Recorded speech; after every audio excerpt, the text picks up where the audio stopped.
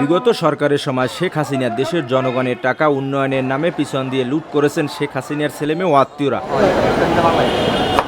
দুর্নীতি করে নামে বেনামে সম্পদের পাহাড় গড়েছেন তিনি। সব সময় মানুষকে মিথ্যা প্রতিশ্রুতি দিতেন। সবাই প্রধান অতিথির বক্তব্যে বিএনপির সিনিয়র যুগ্ম মহাসচিব রুহুল কবির রিজভী কথা বলেন।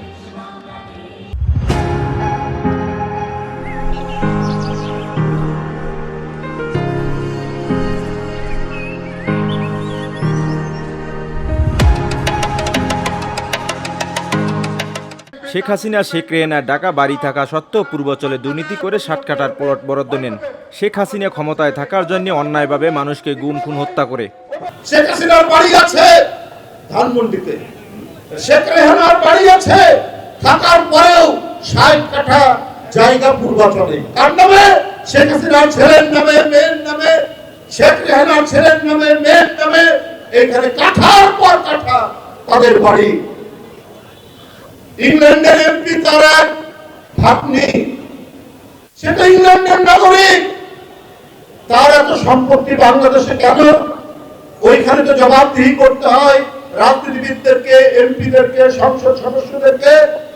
সেইখানে এখন খবরের কাগজে উঠে গেছে, এই নিয়ে গোটা সরকারের টানাটানি পড়ে গেছে।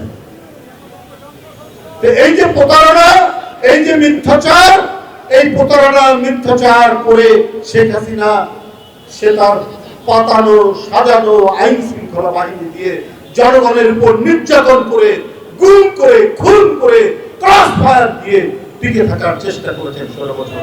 সর্বশেষ হয়নি, টিকতে পারেননি। তিনি বলেন, শেখ হাসিনা ভারতে বসে দেশের ভিতরে নানা ষড়যন্ত্র সৃষ্টি করছে, দেশের বিভিন্ন জায়গায় আগুন দিয়ে অস্থিতিশীল বিশৃঙ্খলা সৃষ্টি করছে। তিনি অন্তর্বর্তী সরকারকে ধন্যবাদ জানিয়ে বলেন, দেশের মানুষ এখন বাক স্বাধীনতা ফিরে পেয়েছে বলে মন্তব্য করেন বিএনপির সিনিয়র এই নেতা। সোহাবুল ইসলাম, বিউটি বাংলা, ঢাকা। ইতিমধ্যে আমরা